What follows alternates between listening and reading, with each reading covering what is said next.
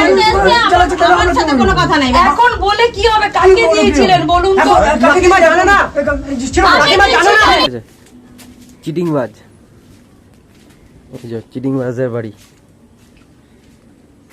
এরা এখন এই যে কুপাটারে লাগিয়ে দিয়েছে সব, দরজা বন্ধ। মানে কি বলবো, এরকম সেই লুকিয়ে লুকিয়ে পালাচ্ছে। ঠিক আছে, কতদিন লুকিয়ে পালাবে দেখা যাক, তোমরা দেখো শুধু। ঠিক আছে, আর এই যে আমি এসছি, ওই যে আমার বাইকটা রয়েছে, আর ওই যে আমার বাবা দোকানে দাঁড়িয়ে আছে। দেখা যাক কি করা যায়। আর এই হচ্ছে ওদের বাড়ি, এই যে চিটিংবাজের বাড়ি। সব এখন মানে বাড়িতে তালারে বন্ধ করে জোর করে রিকোয়েস্ট করছি। ঠিক আছে, তোমরা এই ভিডিওটা বেশি করে শেয়ার আদি করো প্লিজ, তোমাদেরকে হাত জোর করে রিকোয়েস্ট করছি।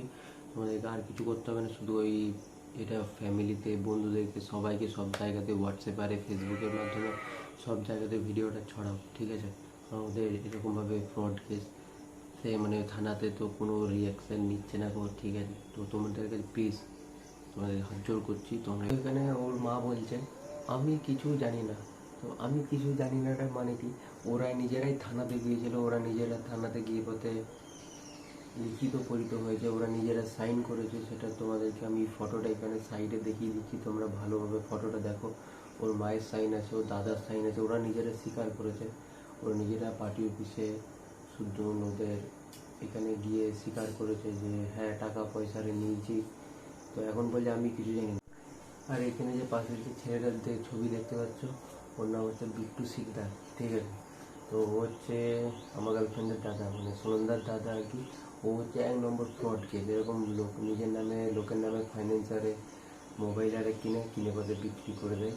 এর জন্য ওকে ফ্রড কেসে থানাতে ধরে নিয়ে যাওয়া হয়েছিল।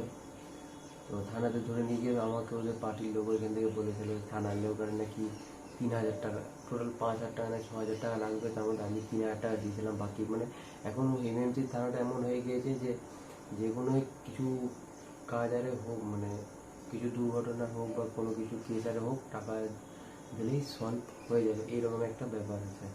আর তার একটা কথা বলে দিই, রিসেন্ট 15-20 দিন আগে আমি ওদের বাড়িতে গিয়েছিলাম। ওরা হচ্ছে আমার ডকুমেন্টসে একটা ফোন ফাইন্যান্সে কিনে বিক্রি করে দিয়েছে। ঠিক আছে, বিক্রি করে দিয়েছে।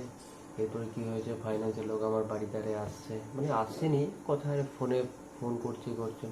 তো আমি সেটা ওদেরকে বলতে গিয়েছিলাম, ওরা বলছে যে না কোনো ফাইন্যান্সের লোক বাড়িতে আসে না, কল করে না, হ্যান ত্যান বলছে। নিয়ে আমাকে আটকে রেখেছিল, আমাকে মারধর আরে করেছিল।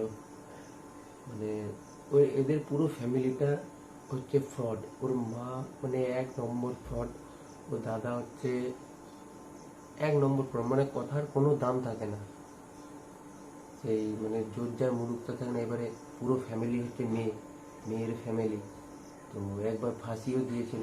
মানে এদের ফাঁসানো মানে কি, লোকের কাছ থেকে টাকা মেরে ইয়ে করছে, নিজেদের গ্রামের লোককে ফাঁসিয়েছে। নিজেদের পার্টির এখানে যে পার্টির লোক আরে আছে, তারা ওদের উপকার করতে গিয়েছিল, তো তাদেরকেও শুধু ফাঁসিয়ে দিয়েছে।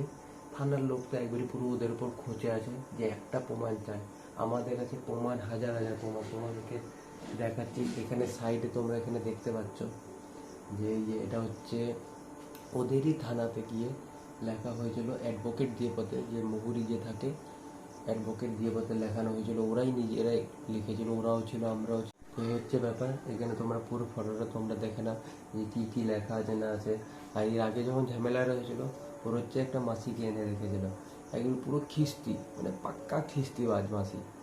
ঠিক আছে, মানে ওই যে মানে ওর মাসিকে সেই জন্যই এনে রাখা হয়েছিল যে খিস্তির জন্যে। ওদের ঘরের ফ্যামিলির আমি একটা জিনিস দেখেছি যে ওর দাদাকে তো থানায় ধরে নিয়ে গিয়েছিল।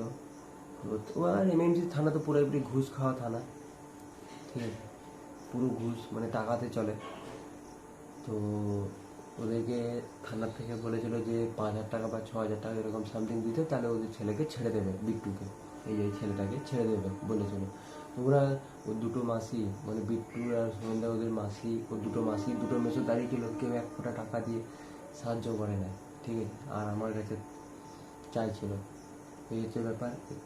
তোমরা দেখো পুরো ভিডিওটা, তারপরে বলছি।